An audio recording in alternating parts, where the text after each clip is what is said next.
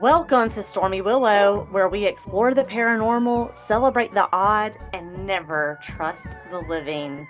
I'm your host, Sarah, Chatty Chaos. And I'm your host, Adele, Detached Delight. Man, well, I gotta tell you about someone that needed to learn about detachment, but they messed around and found out. Oh, Lord. Yeah. Was it a Travis? This was definitely a Travis move. Okay. I don't know the names, but somebody that's affiliated with this has to be named Travis. I'm just going to preference it with that. So today's booger news comes to us from apnews.com, and I like to entitle this one, Egg Napping in Pennsylvania, a Hard-Boiled Heist. Oh, nice. No, I don't have to tell you, things are expensive, they're out of control. So, a crime wave has scrambled in Antrim Township in Pennsylvania as, get this, 100,000, that's right, 100,000 eggs vanished from a distribution trailer, leaving police with an omelet-sized mystery and no leads. I'm sorry, that's like... Did you have to steal so many? Like, that's... I mean, you could have oh, not been... 100,000, okay? Like, yeah. So authorities suspect that this isn't just some farmyard mischief, but it could be linked to sky-high egg prices that have left wallets and breakfast plates devastated. So you want to know what the street value is for 100,000 eggs right now? Got any guesses? A mill. Well, it's a whopping 40,000. So it means that this isn't just petty theft. This is a felony.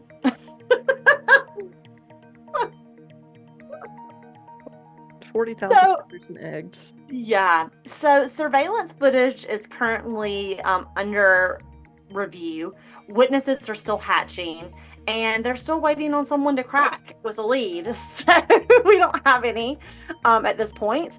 But Trooper Megan Fraser, with a dozen years on the job, really, says she's never seen anything like this before. With Easter around the corner and egg prices predicted to rise another 20%, the crime could just be the beginning of the underground yolk cartel. Okay. So be on the lookout, everyone, for a suspiciously well-stocked omelet bar, any black market egg deals in shady alleys, or someone suddenly saying, "Hey, I've got some DIY eggs on sale on Craigslist." So, of course, friends, if you have any info, police are urging you to shell out the details. Until then, Pennsylvania remains under a severe egg shortage advisory. And the breakfast bandit remains at large. And I guarantee there's a Travis in that bunch. Well, let's hope they crack the case. I hope they crack the case. But you know, Officer Megan really does bring up an interesting... Officer Megan? That sounds legit. That's what I'm calling her. Officer Fraser, excuse me. No, let's stick with Officer Megan. I liked Officer Megan. She brings up a good point. I mean, Easter is around the corner. Like, are we going to be dying potatoes? Like, what's going to happen? Like, we may never have Easter eggs again. Do people still even do that? Yes. Really? I do that. Well, it's a waste of eggs. It really is. Well, you eat them. But they're dyed. Well, you peel out the outer shells. They're hard-boiled. But aren't they usually boiled in, like, vinegar? Or does it make them taste weird? No, I don't think so. Oh. Well. But, I mean, not people saying are going much. to have extra egg money to... Well, now people are like, don't dye that egg. That's worth, like, $20. Like, it's just going to... I don't know. It's just going to be real interesting how this might change the face of Easter. I'm just saying. Yeah, I don't know. Thanks, I mean, like, Megan.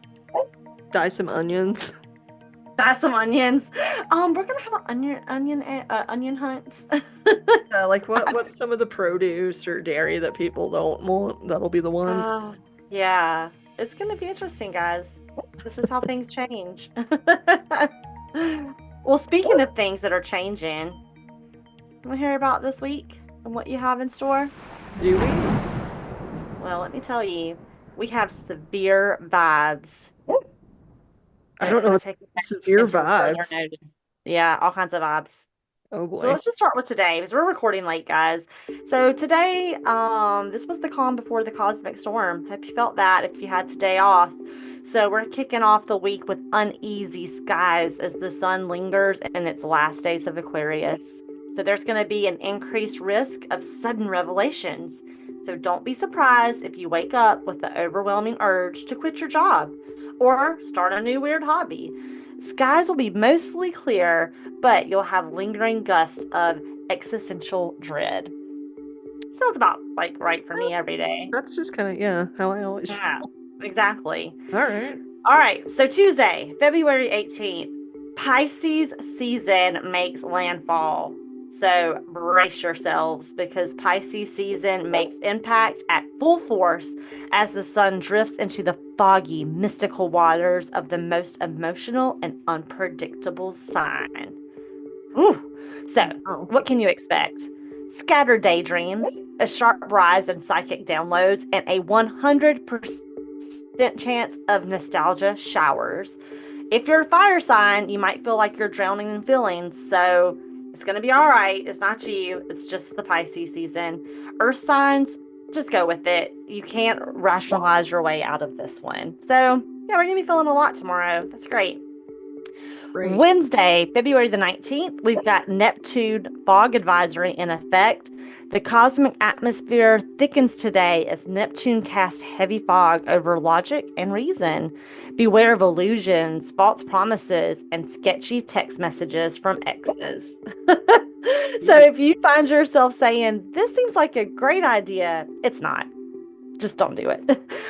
Air signs, double check your emails before hitting send. Water signs, welcome home. This chaos is where you thrive. Boy. And Thursday, February 20th, we have emotional thunderstorms. The moon is throwing a tantrum in my sign, Cancer. So you're going to have some high emotional tides and potential for passive aggressive lightning strikes. If someone starts their sentence with, "I just think it's funny that," you need to seek shelter immediately. Workplace tensions could flare up, and family drama is at an all-time high. So maybe let that call from mom go to voicemail. Not our mom, we would never. Right on. And then Friday, February the 21st, Mars is done with its nonsense. So the biggest storm of the week is brewing as Mars finally kicks into gear. So it's going to shake off its retrograde shackles. Energy levels are going to rise, and we're going to look at a strong motivational front moving in. So if you've been stuck in a rut, this is going to be your green light to finally get your tail moving, whether that means finishing a project, hitting the gym, or confronting someone who really deserves it. Just, maybe don't start an actual fist fight. So just, you don't want to be a felon. Just calm down, okay? And then our weekend outlook is going to be slightly reckless with the chance of overindulgent. Good news. The clouds apart and good vibes roll in for the weekend. Venus and Jupiter are throwing a little celestial rager, which means fun, flirting, and probably questionable spending decisions. The mood is playful but excessive. So whether it's too much wine, too much shopping, or texting, well, just remember moderation is your friend. So your final check, first half of the week is a swirling mess of emotions, confusion, and general weirdness. But as Mars revs up, you're going to be hitting a much needed energy boost.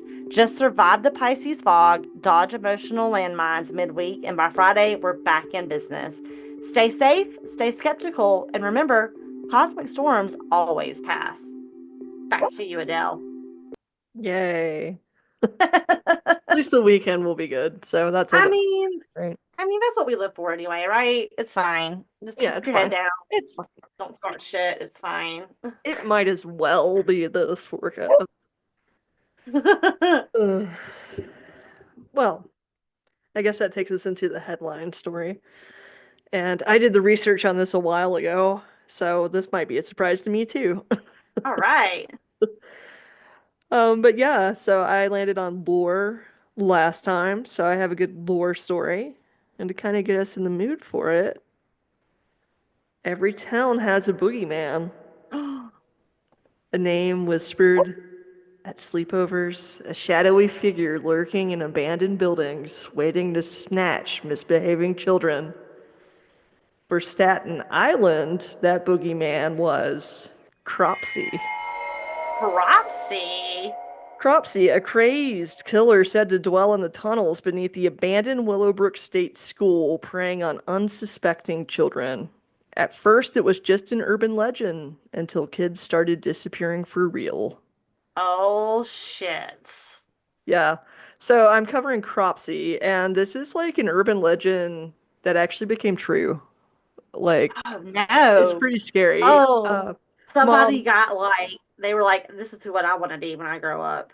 yep, totally. Oh No, I shit. think I think this person had some issues, and we'll get into all of that.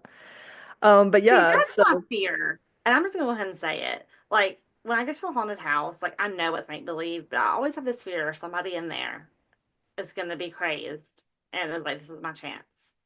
well, That's yeah, always in the back of my mind. And it feels it's like this always story the is gonna living. give me nightmares.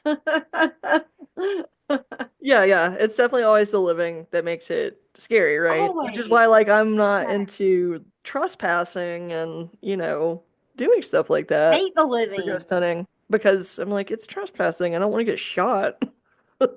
Yeah. But yeah, so we will get into this real life like horror story. Oh shit. Let's And before we go. do, just let me thank my sources. First and foremost, Sandra Gillis, because she suggested that we cover this topic. Mom always knows the most tragic stories. She's like, I know a story where that happened, where someone did get killed because they tried to act like this lore. Like, yep. Yeah, so yeah, she had suggested this a while back, so I'm covering Cropsey for her. And that's why we never send our mom to voicemail. Yeah. She's And the brain. and some really good sources. We have the classic NewYorkHistory.com. We have historicmysteries.com, cultural uh, bestiary fandom.com. I don't know. Hey. And factualamerica.com.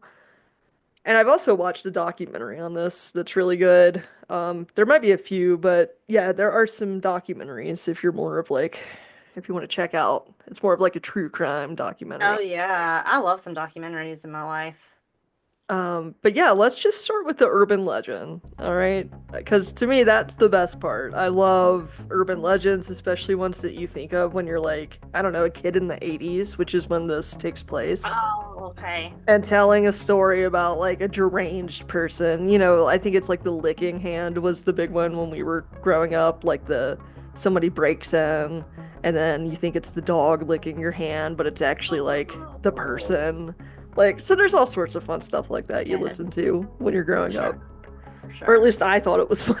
Maybe somebody else did. We might have been a little strange as kids. I don't know. So every neighborhood, every town has their own ghost stories and urban Yes. legends they tell as kids. But in Staten Island, the name Cropsey carried a unique weight. It wasn't just a campfire story, it was a warning. All right, parents would caution their children not to wander too far, especially near the crumbling ruins of Willowbrook State School. The legend passed down through generations told of a madman who lived in the abandoned institution tunnels, stalking children and dragging them into the darkness. Over the years, the story took on different versions across the borough. Some say he was an axe wielding maniac. Some say he had a hook for a hand. Kind of like it makes me think of like the guy in Adventures in Babysitting, the truck driver with the hook for a Oh hand. yeah. And they're like telling a story about that right before they. Yeah. Yeah, so they say he has like a rusted hook for a hand. And also just like a crazy guy, like lurking in the woods. Some believe that maybe he lived deep in the forests of Staten Island and just kind of hid among the trees, waiting to snatch children when Sure. they're not looking. But the common thread in every version is Cropsey, and that he was real. So, like, people legit believed in this urban legend at the time. And the legend was more than just a tale to scare kids into behaving. It was a reflection of Staten Island's fear about Willowbrook, which has a very dark history, which we'll talk about briefly. It sounds like it. Ugh. Yeah, even before the asylum's horrifying conditions were exposed, locals knew it was a place of suffering. The eerie abandoned building loomed over the community like a rotting corpse, and the Oh, idea that someone might still be living inside was disturbing. oh my. So the name Cropsey became synonymous with the presence you couldn't quite see, but always felt. So it really was like their boogeyman. Ew. And yeah, as you've already heard, Willowbrook is mentioned a lot. So Willowbrook was a state school, and it was just horrendous, the conditions it was in. It was established in 1947, and it was intended to care for children with intellectual disabilities. Oh no. However, by the 1960s, it had become a symbol of just systematic neglect and abuse. It was so overcrowded. It was designed to have 4,000 residents, but it housed over 6,000. Jesus. And it led to just absolutely deplorable conditions, short staffing. I mean, people just laying naked in beds because there's not enough staff to change their diapers. I mean, just the That's worst. terrible. And so, like, this went on for years until 1972 when Geraldo Rivera blew the lid off of this. Go Yeah. Geraldo. And oddly enough, Robert Kennedy, not the one now, not Junior, but Robert Kennedy was also appalled by this and, like, helped with the whistleblowing. So, Yeah. so Geraldo did, like, an expose on the deplorable conditions. Like, he you did one have of to those. love some investigative reporting, man. Oh yeah, yeah. This was that era of really good investigative reports too, and he just knocked this out of the park. He revealed children living in filth, unattended, and subjected to inhumane treatment. The expose shocked the nation and led to significant reform in the care of individuals with disabilities. And the institution was officially closed in 1987. But God, that's the year you were born, Lily. So they were open for a really long time. yeah, from 47 to 87, so 40 years. The institution was officially closed in 87, but its decaying structure remains, casting long shadows over Staten Island, and of course, being nightmare fuel for like urban legends and horror stories. Yeah. I mean, it's the perfect backdrop. And yeah, so let's just get into like what the heck happened here. So, as I mentioned, like there's this whole story about Cropsey, that kids tell, but then we have kids start going missing. And already there's like a prime suspect. His name's Andre Rand. So he's kind of the man behind the monster, if you will. Gotcha.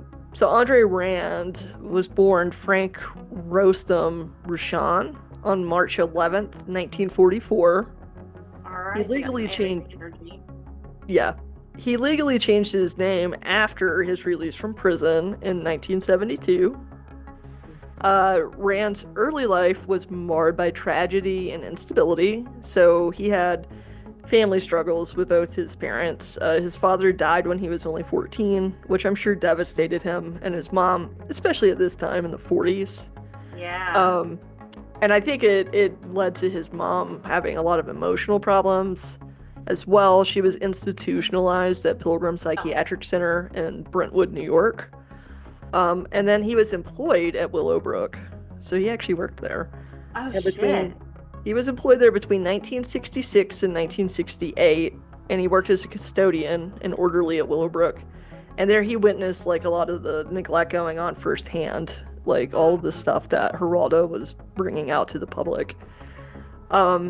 But he was also a criminal. Now, obviously, like, sounds like he has a rough start at life, right? But also in 1969, he was arrested for attempting to rape a 9-year-old in the South Bronx. He pleaded guilty to sexual abuse and served 16 months in prison.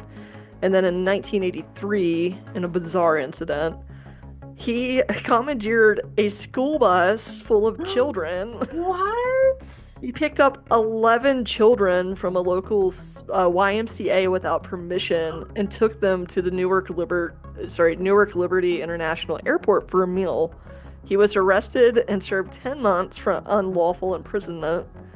And following the closure of Willowbrook, Rand became a drifter, so often seen camping in the woods surrounding the abandoned institution. Ugh. His presence in these areas, coupled with his criminal history, made him a prime suspect for the missing children Yeah, around for this time. sure. And I think he was also just seen as kind of like someone in the community that people were weary of. Like Mhm. I think some children were warned to like kind of stay away from this guy. Yeah, Like 100%. so he was kind of like a known kind of not so great guy. Right. Yeah. So he was already a prime suspect when people started really disappearing. So we'll quickly go through the disappearances. Oh no. So this is, yeah, so right, like up until the 70s, this is all fun. Oh, Cropsey's gonna get you. It's the boogeyman. But then Right. in 1972, Alice Pereira, only age 5, was last seen playing in the lobby of her apartment in the New Dorp neighborhood. Her brother had briefly left her alone, and upon his return, she was gone. Despite extensive searches, no trace of Alice was ever found. So she's Bless still to his this. heart. Can you imagine the guilt he must feel? Oh, yeah. Yeah. Oh, Well, that was just the first of a few missing children. So that was in 1972. The next kid doesn't go missing until 81. okay. But I immediately was like 1972. That was the year Rand was released from prison. So we know he was out of jail in 1972. Yeah. So just saying, the timeline fits as a suspect. Yeah, it does. And then the second victim, Holly Ann Hughes, was in 1981, 7-year-old. On a summer evening, Holly went to a local deli to purchase a bar of soap. Witnesses later reported seeing her in the company of a man matching Andre Rand's description near a distinctive green Volkswagen. Her mother, Holly Cedarholm, received a disturbing phone call from a man claiming to have her daughter and demanding explicit acts in exchange for her return. The caller never showed up at the arranged meeting point, and Holly was never seen again. The second kid. Very different than the first, though, right? Like, the phone call, that's kind of unique. Yeah. The next kid within, most of these are in the 80s, so this is 1983. Tia Heath Jackson, age 11. Tia Heath, a diabetic, was sent by a family friend to purchase chicken wings from a nearby market. She never returned. Her mother recalled seeing a man resembling Rand loitering near the residence prior to the disappearance, Oh, and no remains or further clues have ever surfaced. And then we have in 1984, that next year, Henry Gaforio. He's 22 years old. Okay. So they're getting older. Yeah, I think that's interesting, well. right? Like, it's not the same, Type of kid. which is same kind of, age. right? Like, he doesn't seem to have a type. Yeah, and it seems like they are getting older, which is weird. Yeah, and we'll get into what people think that Yeah. means. Okay. And then in 1984, we have Henry Gaforio, who's age 22. Henry had a mental capacity of a much younger individual, though. So even though he was 22, I think he had the mind of a much younger person. He was well known and liked in his community, and on the night he vanished, Henry was seen drinking at a local bar and later spotted at a diner with Rand in the early morning hours. Oh, that's He not never good. made it home, and his body was never found. So none of these bodies found. None of those. Then we get to Jennifer Schweiger, and I think this is the case that kind of brought it all to a head and really led to Rand as the suspect. So this was in 1987. 12-year-old Jennifer Schweiger, who had Down syndrome, Oh, was God. reported missing. Witnesses claimed to have seen her walking with Rand near the Willowbrook grounds. After an extensive 35-day search, her body was discovered in a shallow grave close to Rand's campsite. This Ugh. discovery led to his arrest and subsequent trial. So this one they did find a body, and they could take him to trial. So then the trial and conviction. So during the 1988 trial for Jennifer Schweiger's case, the prosecution faced challenges due to limited physical evidence, though, directly linking Rand to the crime. But this is kind of like the general overview. There were some witness accounts. Multiple individuals, as we mentioned, testified to seeing Rand with Jennifer, as well as some of these other missing people, on the day of her disappearance. And Rand's history of and interactions with children, were concerning, since he does have a past of these types of crimes. And the jury ultimately convicted Rand of first-degree kidnapping, but could not reach a verdict on the murder charge. He was sentenced to 25 years to life in prison. And then there's been some subsequent legal proceedings that followed after that. So in 2004, Rand was tried for the 1981 disappearance of Holly Ann Hughes. And despite this passage of time, the prosecution presented evidence, including witness testimonies and Rand's known presence in the area, to establish his involvement. He was convicted of first-degree kidnapping and received an additional 25 to life sentence to be served consecutively with his prior sentence. That surprises me. Yeah, I mean, it's kind of a lack of evidence, right? But all fingers seem to point to him. Point that way, yeah. And this verdict ensured that Rand would remain incarcerated for the rest of his life, essentially. Right. I think he'll be eligible when he's in his 90s. Yeah, if he makes it that long. If he lives that long, right? Yeah, so Andre Rand has consistently maintained his innocence regarding the disappearances and kidnappings for which he was convicted.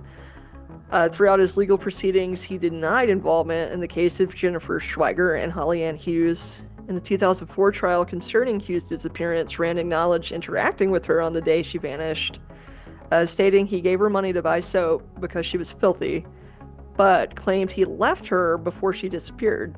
Despite his convictions, Rand has not confessed to any of these alleged crimes and continues to assert his innocence. Andre Rand, as I said, was born March 11th, 1944, and is currently 80 years old. So he's now. Yeah, so he's serving 2 consecutive sentences, as I said, that were 25 years each. Rand will be eligible for parole in 2037, and he will be 93 years old at that point. So pretty much he got a life sentence. Yeah, he did. And that's kind of like the overview of how this kind of became real. And none of the other bodies were ever found. I don't think so. But and also some people don't accept that he's actually the killer. So we can go through some theories and some of the unanswered questions. I'm just wondering, did the killing stop when he was incarcerated, or did the spree continue? Yeah, I actually question that, and they did. There was a major decline after he went to jail in 1987. There was a notable decline in child disappearances fitting the Cropsey pattern on Staten Island between 1988 and 2004 while he's been in jail. And yeah, it seems to have kind of stopped. I mean, of course, it's Staten Island. There's still abductions, but the ones that seem like Cropsey seem to ended with his incarceration. And before we get into theories and unanswered questions, one thing that I was like, why the hell is he called Cropsey? Yeah, what does that mean? And there's not really for sure reason why, but the name likely comes from an old Hudson Valley folktale that evolved into this, and it was an original boogeyman called Cropsey in the New York area, and some believed it was inspired by a real life 19th century figure. And I don't know, it's just kind of lost to the history, but it sounds like it's historically been a boogeyman figure, and then he just kind of became Cropsey, the real life one. Yeah. But, alright, let's see what some of the loose ends are, though. The conviction of Andre Rand provided some closure to the families of the victims, but it left just as many unsettling questions as answers, right? Most of the bodies were never found. There's... Honestly. And if you ask me, each, the phone call one, that doesn't even sound like the same person to me. It just seems random. You don't have the same style, I guess you would say. So, one of the most persistent theories is that Rand did not act alone. Some Okay. believe he was part of a larger network, possibly involving other transients living in the underground tunnels Um, beneath Willowbrook. The ruins had long been rumored to be a gathering place for outcast criminals, and according to some, even satanic cults, because it's the oh 80s. Of gosh. course, it's satanic panic. Yeah. So, yeah, so some people even think that maybe it was a group of Satanists, potentially. That's terrifying. But the question is, like, is this plausible? Like, could he have maybe not acted alone? But Maybe. don't you think he would have squealed, especially if he could have gotten a lesser sentence or something? I wonder if he would have squealed if that were the case. Yeah, I don't know. I mean, I guess it's plausible. There could have been other people involved, but to me, that kind of doesn't matter because I don't feel like they were acting as a group. You know what I mean? Even if they all knew Yeah. each other. Like, yeah, maybe it was a group of people committing these abductions, but I don't think they were necessarily working together. Yeah. You know what I mean? I think it's kind of just coincidental that they know each other and live in the tunnels. Yeah. Ugh. But I don't know. I mean, I will say that one just is odd to me. The one with which one was it? Wasn't it Holly Ann Hughes? The phone Yeah, call. the phone call. That was for Holly Yeah, Ann that was Hughes in really weird. 1981. But if you look at the years, that's 1981 and then 83, 84, 87. Like, I don't know, like what's up with these weird gaps in the timeline? Yeah. Dude, it's like, was he in jail? That's what I'm wondering. Like, was he picked Who up knows? for, like, vagrants or, something off the Yeah, street? 'cause there's odd, like maybe like a year or two. Yeah, it is Not odd. known. And then, like you said too, like he didn't have like a specific profile necessarily that he went after. Yeah, and it's like Alice, what was her name? Pereira. She was the first victim in 1972, maybe. But I'm like, what if she wasn't even related to that? That's a big gap. That's almost a 10-year gap Yeah, it is. to the next victim. To me, the Yes. ones in the 80s seem more like boom, boom, boom. Like it's the Right. same person. But who's not to say he wasn't killing tons of more people between all of these people that we don't even know? That's true too. I don't know. This just seems partial to me. Um, Um, but let's see some other ideas. Other lingering mysteries include the unfound bodies. I think a lot of us have a hard time with that. Despite multiple disappearances linked to Rand, only one victim, just Jennifer Schweiger, so was ever weird. recovered.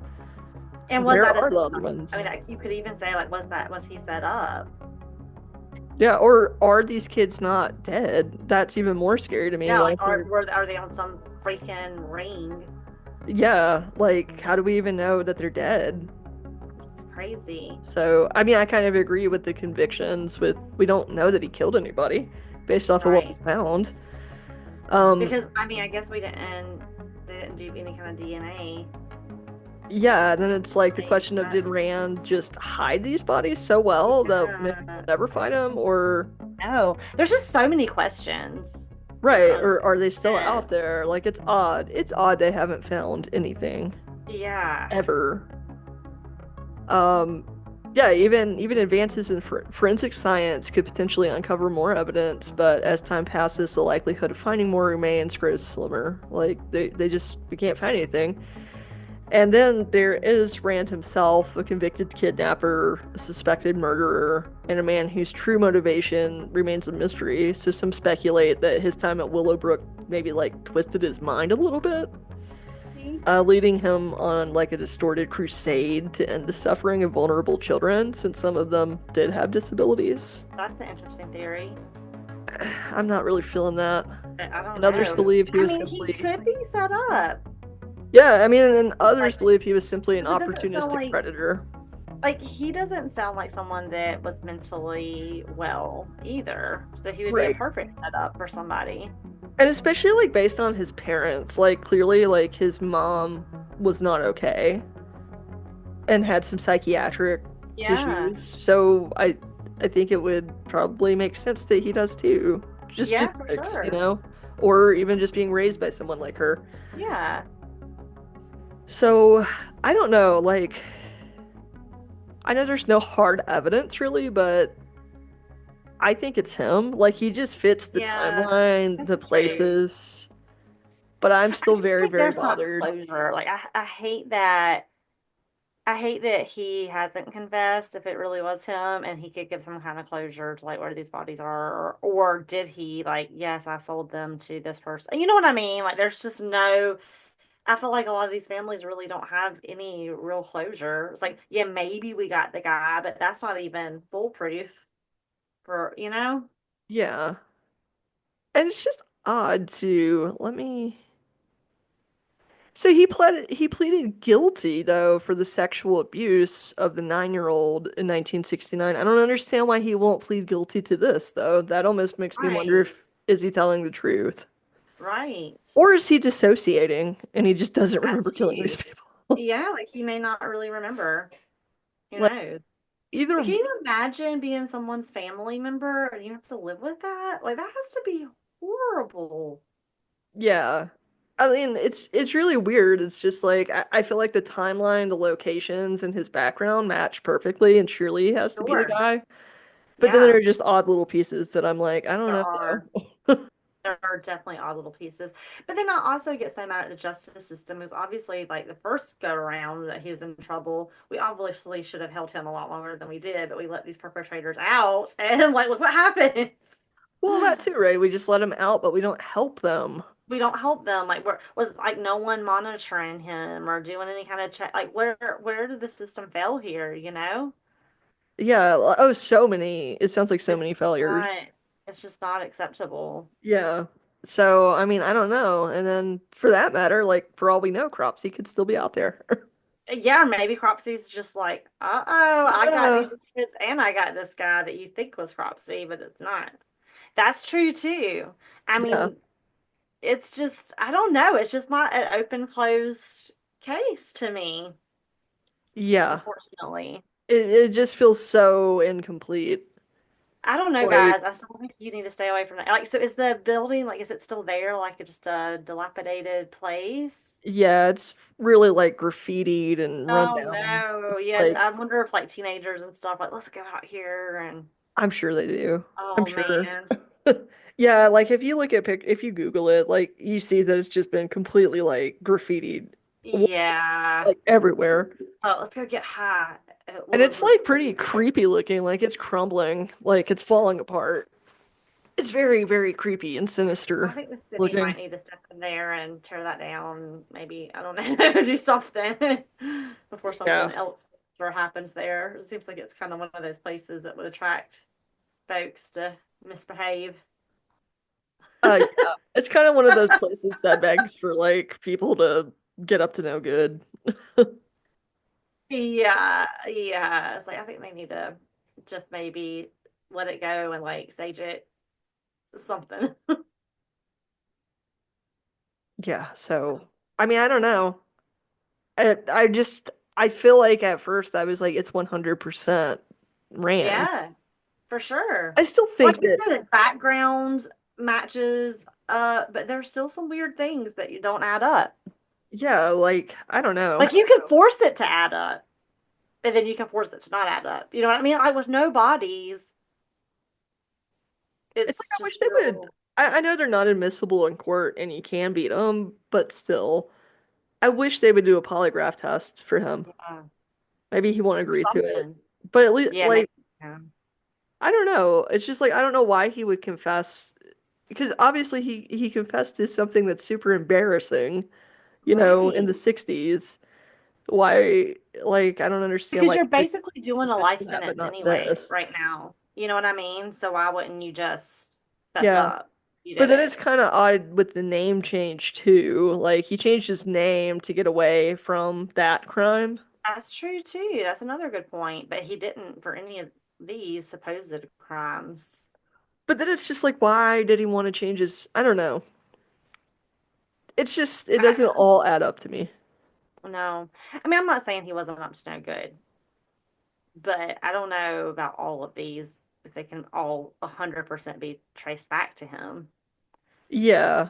Because And especially if this area is a place where there's a lot of like vagrants and crime, there could have been multiple people around these tunnels, for God's sake, and areas that aren't just him, like doing shady stuff. yeah. And it's just like, I also find it odd that with Jennifer Schweiger, the body was found. That's the only body that's ever been found. Yeah, that's just weird to me. But in it That's just being so close to where he was, it almost feels like a setup. I think Like, so too. I was like, because like if he had this weird thing about like, oh, I like to keep my victims close to their bodies close to me or whatever, I would see that they would uncover more bodies around him, not just hers. Do you know what I mean? yeah. I So think there's I think there's something my more to the my story. JB Fletcher senses are saying it's not adding up to me. Like I don't think he's completely innocent, but I don't think No, not by any he's means. by himself, or at least not all of them. But I don't know that you can pin all of them on him. 100%. Yeah, I think there is something deeper here that has Yeah. not been uncovered. And I just, again, like, I just hate that for the victims' families. Like, that's to lose a loved one like that. And then you have nobody, no 100% that this is the person that did this to your loved one. Like, that has to be absolute fucking hell. And my Yeah. heart just breaks for them. That's terrible to have no Yeah, closure it's all just the horrible. time. And I guess we don't even, well, one, we don't know for sure that any of them other than Jennifer did die. And if they did, we have no idea how.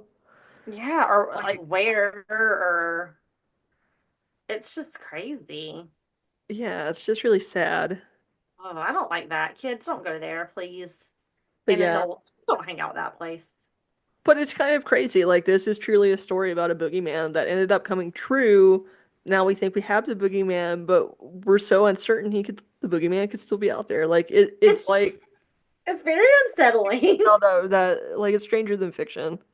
Yes, for sure. Be careful out there, But yeah, please. I mean, don't stop playing in the spooky places. We know we like to. Just Yeah, don't but go just be alone. careful. Don't go And alone. take a Be flashlight, take a careful. Take a phone, like friend. be careful, okay? Yeah, We know you're don't gonna do yeah. it. Yeah, but just be careful. Yeah, be careful. See something, say something. Hear something, run. Yeah, yeah. Or if it just doesn't feel good in your gut, turn Yeah. around. It's Bad vibes. fine. Just come back tomorrow. Yeah, it's fine. Get back when the sun's out. Um, That was but yeah, creepy. that is the story of Cropsey. Well, thanks, Mom, for sharing that idea. Thanks, Adele, for covering it. It's definitely very unsettling. Well, yeah, it does straddle more so into true crime as much as Yeah, horror. yeah, but no, I mean that's a scary lore. It's like, But yeah, there's always those creepy thoughts, right? Like, I guess like you that's were talking about at the beginning of the show, like when you go to haunted houses, it's like, what if it really is just a psycho killer acting like a clown in here? right. And like I you don't never know. know. Like sometimes I get nervous. Like, do these people like these stories? Like, do they inspire people that are already not quite hinged? Like, oh, I could do that. You just, I don't know. It's probably just me being worrisome. Oh, well, thank you, Adele. That was quite I'm gonna sleep real well tonight. Yeah, yeah. If you're playing in the tunnels, just watch out for Cropsey. Don't play in tunnels, guys. I think we already talked about tunnels. Like, Yeah. no, no, don't do it. No, it makes me like claustrophobic. Just like there's like a whole nother world maybe under there. I don't know. Well, there like are entire cities under cities. Like Yeah, it's no, just insane. don't There's do stuff it. under Stay there. away. Stay away. Or Yeah. maybe I'm in the tunnel and I need to crawl out of this one. I was like, oh, I went in the wrong American tunnel. I'm fine now. You got to get to tunnel number 242, and that's the right side of America you want to be on. Uncovering There you go. mysteries here at Stormy Willow. You're welcome. Yeah. Well, shall we spin the wheel? Let's spin the wheel. All right, I think let's we're see what getting we're down gonna. to slim pickings again on the wheel. Yeah, it's okay. We'll get that wheel filled back up. Where there's a will, there's a And topics. way. Okay, can you see it? I can see it. Yeah, we got three things here. All right, let's spin it. Spin that wheel. Oh, oh, oh, oh, oh, oh. All right, a mystery. We haven't done a mystery, I feel like, in a really long time. No, we haven't. Okay, well, I feel like you kind of gave us a little bit of a mystery today. Uh, that one's a little bit of everything. That's a Cropsy. little bit of everything. Yeah, no, I've got you a mystery. All right. All right. Well, Adele, thank you so much. That was a very creepy story. Well, good. I like the creepy lore stories. The creepier the Yeah, they better. are fun. I hate that this happened to people for real.